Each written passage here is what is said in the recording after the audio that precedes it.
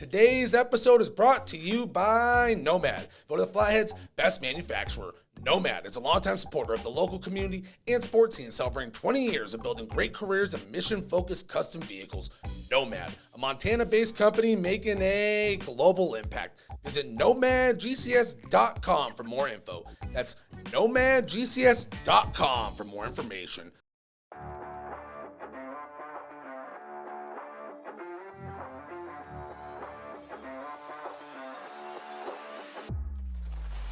Welcome back to another edition of the Interlake Sports Now. I'm Josh Dugan, and thank you, as always, for checking out the show. On this week's Sports Now, start this thing out with a little fall sports update and include a little crosstown action and some local playoff prep soccer action, and as always, our prep football roundup. Then we'll get to some Griz and Bobcats football talks to close this thing out. Let's get this thing off and running with some cross-country action that took place in town last week as the Flathead cross-country program had a strong day at the Glacier Invitational meet at Rebecca Farm last Tuesday, with Flathead sweeping the boys and girls titles. The Flathead girls were led by Josie Wilson, Lily Rumsey-Eash, and McKenna Conan, who finished 2, 3, and 4 respectively for the Bravettes. Glacier freshman Laura Bisson took home first place for the Wolfpack. Strong showing there for the freshmen. As for the boys, Robbie Newella landed the top spot, beating out Glacier's Owen Thiel, who finished second. Moving along, we had some crosstown volleyball action. Always fun to have the crosstown. This was round 2 of crosstown volleyball, and it went down last week at the Flathead High Gym, and Glacier pulled off the come-from-behind win. Flathead took the first set of the match before Glacier won the final 3 sets to seal the crosstown sweep after also winning the first crosstown match of the year earlier this season. Flathead is now 6-14 overall and 4-6 in Western AA play, and Glacier moves to 13-7 overall and 9-1 in Western AA play. Strong showing from the Wolfpack on the volleyball scene. Let's dive into the prep soccer action as it's playoff season on the pitch, starting with Class AA action, where the Glacier Wolfpack boys soccer team beat Butte 11-3 last Friday to claim their first ever Western AA soccer title and end Missoula Hellgate's decade-long run as conference champions. Kudos to the Wolfpack for ending the night's run at the top of Western AA. Never easy to be the one to knock off the champs.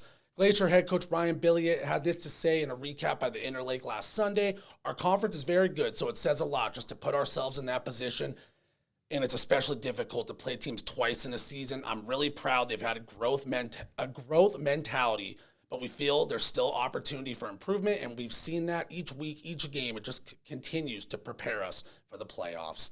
Glacier also topped Flathead 6-0 Thursday in crosstown soccer action. The Wolfpack ended the regular season 13-1 overall. Their only loss was to Missoula Hellgate, who ended third in Western AA at 10-3-1. That'd be an interesting playoff matchup if those two end up meeting. Helena Capital ended up second in Western AA at 10-2-2. Glacier has a first-round bye, and the Class AA playoffs start this Tuesday.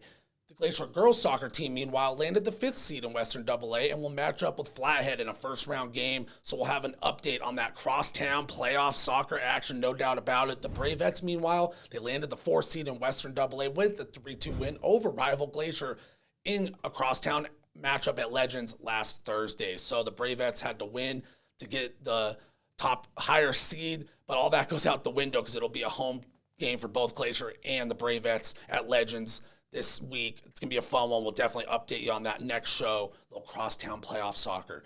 So this is the second year in a row the Bravettes did sweep crosstown soccer play, and that being said, Glacier will get a third crack at it in their playoff matchup this week. I'm sure they would like to get bragging rights back on their side, and a playoff win would do just that. So the Bravettes are going to be ready to defend bragging rights, leave it all out there, and I'm sure Wolfpack are going to be hungry to get it back. So that's going to be a fun playoff matchup, no doubt. Next up at the Class A level, the Whitefish Bulldogs picked up a home win in their conference quarterfinal by knocking off the defending state champion Billings Central Rams 4-0 Saturday. Delaney Smith and Olivia Genovese each scored for the Bulldogs. Next up, the Bulldogs host number 2, Lockwood from the East in the Class A, semifinal this upcoming Saturday.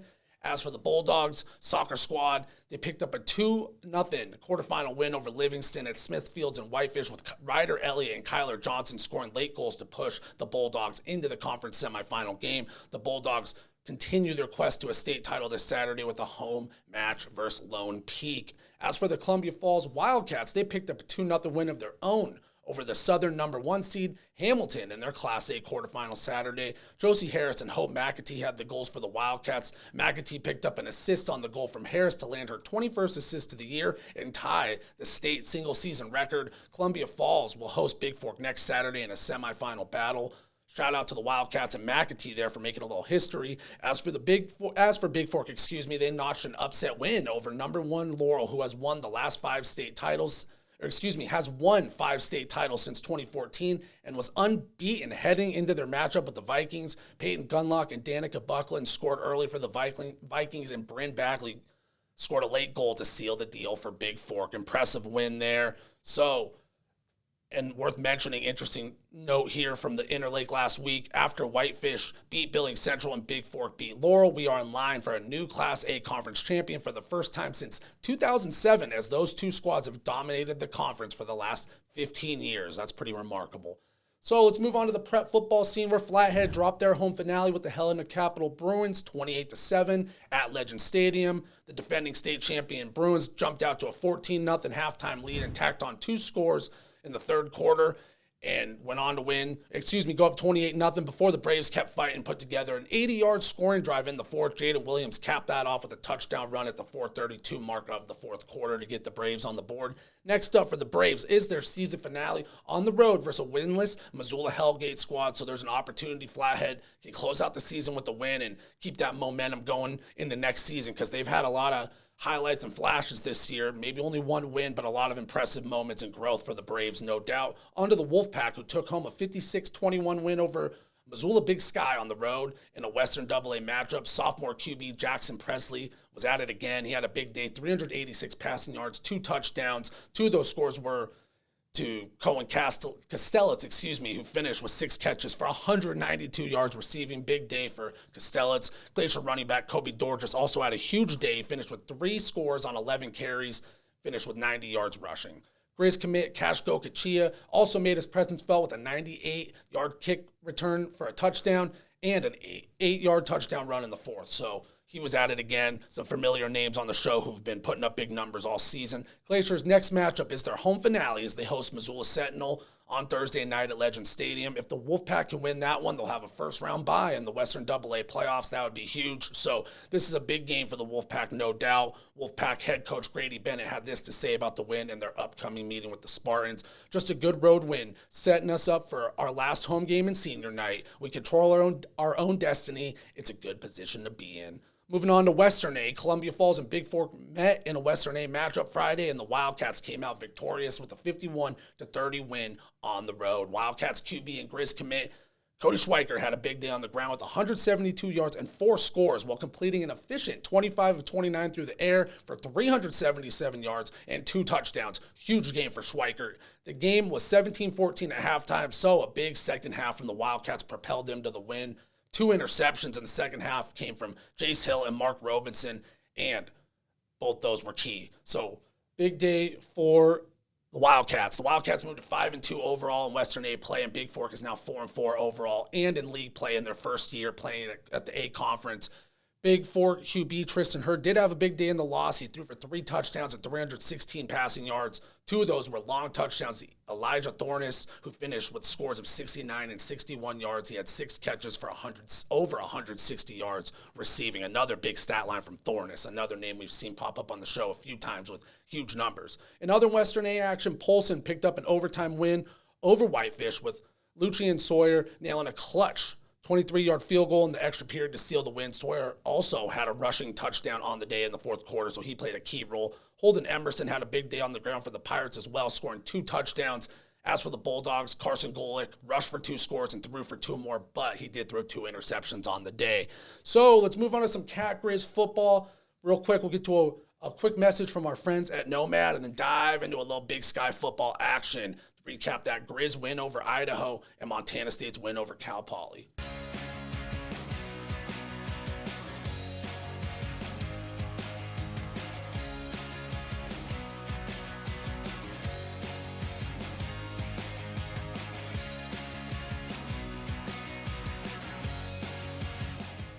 All right, let's dive into the Griz action. I'm gonna basically give my one big takeaway from the Griz win over Idaho and one big takeaway from Montana State's win over Cal Poly, and we'll look ahead a little bit to Montana State's ranked matchup with Sac State. That'll be a nationally televised game, so that'll be a fun one. So for the Griz, my big takeaway, I was texting Fritz Neighbor of the Daily Interlake recently, and we were talking how the Griz, their style might not be pretty, but they really know how to win the ugly games, and that is my big takeaway from this game.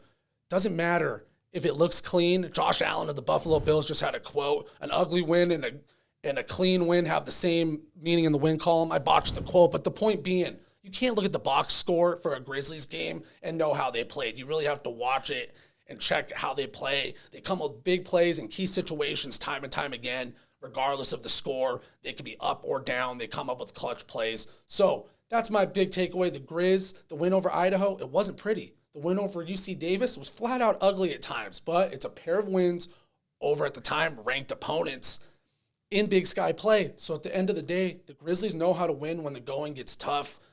That's my big takeaway from this Grizzlies team. You can't look at the box score or how pretty it looks on the field, especially in today's world of college football. Montana State is a great example. We'll get to them. They have a clean offensive attack. They have a beautiful motion offense. It's like poetry in motion, as they say. The Grizzlies, it's a little bit ugly at times, but guess what? When it comes down to it, you look at the scoreboard at the end of the game, and they're winning football games. I've made the comparison before.